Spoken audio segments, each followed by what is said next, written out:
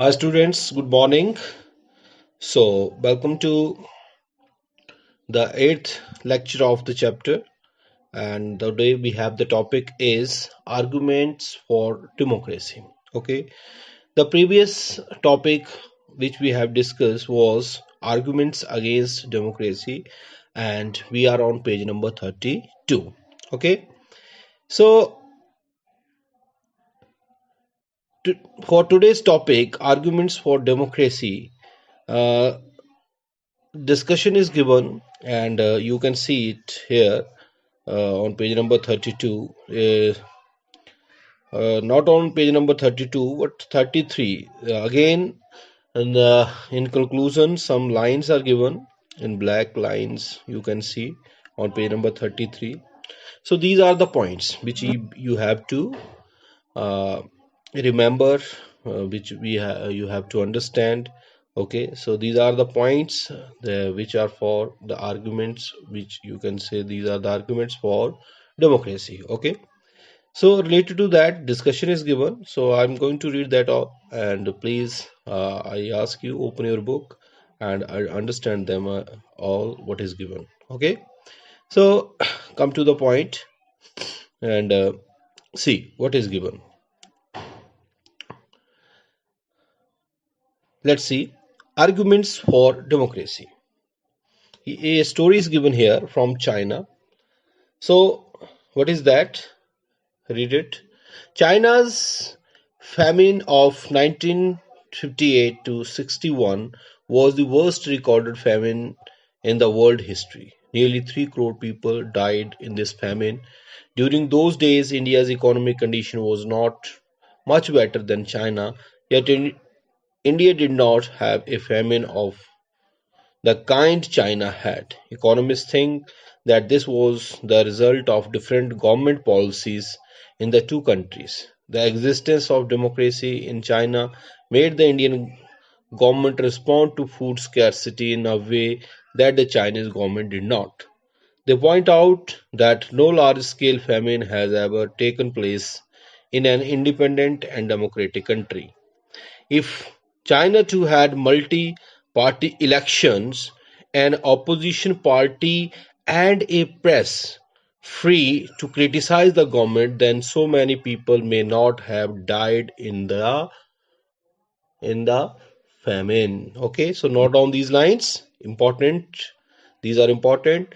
So this example brings out one of the reasons why democracy is considered the best form of government, because democracy is better than any other form of government in responding to the needs of the people. Okay, note down these lines as well. And a non-democratic government may and can respond to the people's need, but it all depends on the wishes of the people who rule. So if the ruler don't want to, they don't have to act according to the wishes of the people. A democracy requires that the rulers have to attend to the needs of the people. So आप देख सकते हैं what is given here. A democratic government is better government because it is more accountable form of government. So this is the point which you have to remember. Okay, so now I'm going to explain all in Hindi what is given.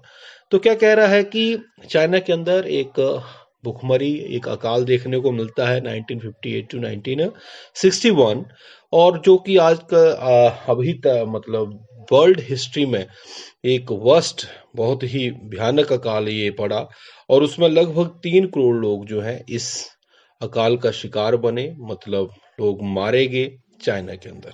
ठीक है जी। तो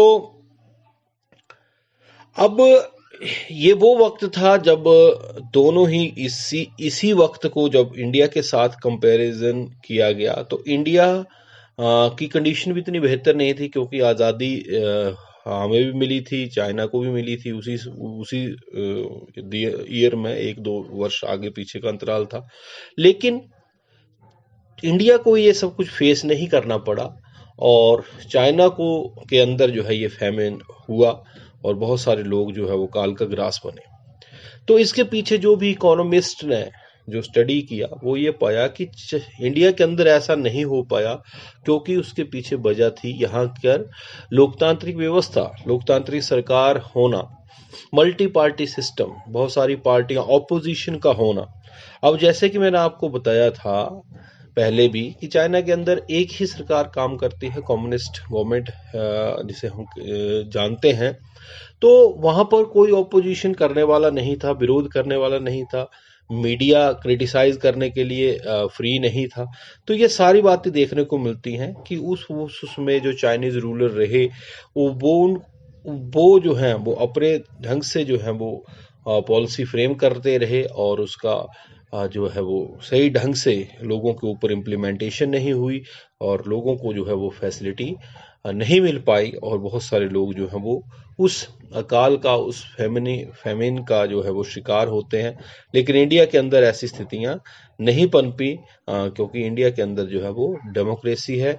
क्योंकि democracy, इसीलिए ये feature जो आपको आया है, ये पॉइंट आपको याद करना है कि डेमोक्रेटिक गवर्नमेंट क्या बता रहा है कि एक बेटर गवर्नमेंट होती है, क्योंकि इस गवर्नमेंट के अंदर क्या है, because it is more accountable form of government, जवाबदेही है। लोग आपसे क्वेश्चन करेंगे कि भैया क्यों नहीं हो रहा है, हमारे को फैसिलिटी क्यों नहीं मिल रही है, ऑपोजिशन आपके विरुद्ध खड़ा हो जाएगा, मीडिया जो है वो आपके ऊपर क्वेश्चन रेज करना शुरू कर देगा। जब ये बातें होंगी तो कहीं ना कहीं जो रूलर्स होते हैं उनको सतर्कता आती है, वो फिर देखते हैं कि कहाँ गलती हो रही है। अदरवाइज जो है वो, जैसा कि चाइना के अंदर देखने को मिला, ऐसा जो है वो हो जाता है। ठीक है जी। तो डेमोक्रेटिक गवर्नमेंट बेटर गवर्नमेंट होती है, क्योंकि इसके अंदर जवाबदेही जो है वो गवर्नमेंट की निश्चित होती है। ठीक है, तो ये पॉइंट आपको याद रखना है। इसी तरह से डिस्कशन को आगे लेता हुआ दूसरा पॉइंट आप नीचे देखते हैं, थोड़ा सा मैं पढ़ देता हूं इसको। सो कहता, there is another reason why democracy should lead to better decision that any non democratic government. Okay, कहता, democracy is based on consultation and discussion. A democratic decision always involves many persons, discussions and meetings. Note कर लो ये सारी line. Democracy is based on consultation and discussions. और उस consultation decision में बहुत सारे persons, discussions, meeting जो है इन्वॉल्व होती हैं। When a number of people put their heads together, they are able to point out possible mistakes in any decisions. This takes time. What time over important decision? This reduces the chance of rash or irresponsible decision. वक्त तो लगता है, लेकिन ये बात है कि कहीं ना कहीं एक इरिस्पॉन्सिबल डिसीजन होने के चांस होते हैं, वो उसकी कमी हो जाती है। तो इसीलिए हम देखते हैं कि डेमोक्रेसी जो है, क्या पॉइंट है, improve the quality of decision making, because यहाँ पर बहुत सारे पर्सन को कंसल्ट करके जो है वो डिसीजंस लिए जाते हैं। So this is the second point which you have to remember. Now come to the third point. Third argument is democracy provides a method to deal with the difference and conflicts. जो भी difference हैं, conflicts हैं, इनको जो है इनको deal करती है, इनको मतलब को सुलझाने का काम करती है। हमारे जितने भी कन्फ्लिक्ट्स होते हैं, डिफरेंसेस होते हैं, सो एक मेथड्स प्रोवाइड करती है डेमोक्रेसी। ठीक है जी। कहता है, in any society people are bound to have differences और opinions and interest. So these differences are particularly sharp in a country like ours, which has an amazing social diversity. People belong to different regions, speak different languages, practice different religions, and have different castes. They look at the world very differently and have different preferences. The preferences of one group can clash with those of another group. How do we resolve such a conflict? Question है, the conflict can be solved by brutal power. Whichever group is more powerful will dictate its terms and other will have to accept that. But that would lead to the resentment and unhappiness. ठीक है, असंतुष्टित जिसको हम कहते हैं, unhappiness. So different groups may not be able to live together for long in such a way. democracy provides the only peaceful solutions to these problems. So in democracy, no one is permanent winner, no one is permanent loser, no down the line. And different groups can live with one another peacefully in a diverse country like India. Democracy keeps our country together. So these the three arguments were about the effects of democracy on the quality of government and social life. तो यहाँ तक जो है थोड़ा सा मैं आपको समझा दूं क्या कह रहा है कि जितनी भी डाइवर्सिटी है उसको एकोमोडेट कर रही है। हमारे जितने भी डिफरेंसेस हैं, डाइवर्सिटी है, कल्चर डाइवर्सिटी है, रिलीजन डाइवर्सिटी है, रीजन डाइवर्सिटी है, हर प्रकार से हम एक दूसरे से भिन्न हैं। लेकिन कहीं ना कहीं जो डेमोक्रेसी जो है वो मतलब ऐसा नहीं है कि इसके अंदर जैसे कोई रूलर है तो परमानेंट ही बन गया। चांसेस हैं कि अगर आप अच्छा सा काम नहीं करते हैं तो आप अगले इलेक्शंस में दूसरे को जो है वो चुन सकते हैं, उसको हटा सकते हैं। तो कहीं ना कहीं आपके जो भी डिफरेंसेस बनते हैं उनको अकोमोडेट करने का जो है वो आपको जो है वो क्या मिल जाता है, आपके पास कहीं ना कहीं एक सोल्यूशन है। इलेक्शंस की वजह से आप जो है वो रूलर्स को, जो भी प्रेजेंट रूलर्स हैं उनको चेंज कर सकते हैं, अपने डिफरेंसेस को डिस्कशंस के द्वारा सुलझा सकते हैं। तो ये डेमोक्रेसी के अंदर ही होता है, दूसरी व्यवस्थाओं के अंदर ऐसा नहीं होता है। ठीक है जी। सो इसी तरह से अगला अगला पैराग्राफ देखेंगे आप, चौथा पॉइंट है, कहता these three arguments were about the effects of democracy on the quality of government and social life, but the strongest argument for democracy is not about what democracy does to the government, it is about what democracy does to the citizen. So even if democracy does not bring about better decisions and accountable government, it is still better than other form of government, and democracy enhances the dignity of citizens. Note down this point. Okay, ये याद करने हैं, ये black में जितने भी points हैं ये ही आपके पॉइंट्स है, आर्गुमेंट्स फॉर डेमोक्रेसी। ओके, बाकी तो रेस्ट डिस्कशन है।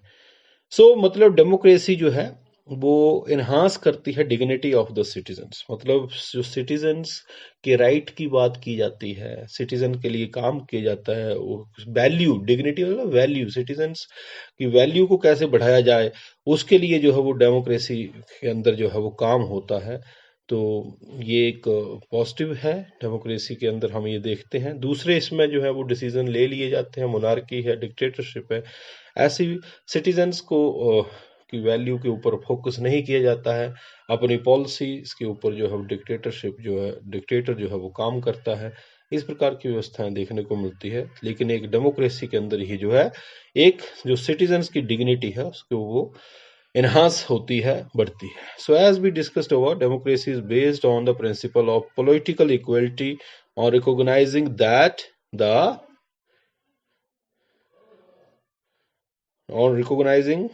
the poorest and the least educated has the same status as the rich and the educated people. People are not subjects to not the lines of a ruler. They are the rulers themselves, and even when they make mistakes they are responsible for their conducts.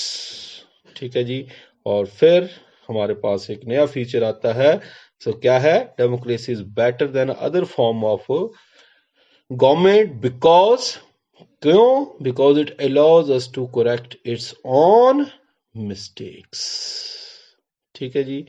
तो यहां पर कोई भी अमीर गरीब नहीं, सभी कानून की दृष्टि में सभी बराबर हैं, और कहीं ना कहीं अगर कोई मिस्टेक्स होती भी है तो उसको सुधारने का भी मौका जो है वो डेमोक्रेसी जो है वो प्रदान करती है। So as we saw above, तो ये बेटा पांचों पॉइंट आपको लर्न करने हैं, अंडरस्टैंड करने हैं अच्छे से। डिस्कशन भी मैंने आपको मतलब रीड कर दिया, तो आप इनको ढंग से कीजिएगा। सो थोड़ा सा आगे पढ़ देता हूं। As we saw above, there is no guarantee that mistakes can not be made in democracy, no form of government can guarantee that. So the advantage in a democracy is that such mistake cannot be hidden for long, and there is a space for public discussion on these mistakes and there is a room for correction. So either the rulers have to change their decisions or the rulers can be changed. This cannot happen in non-democratic government. ठीक है जी.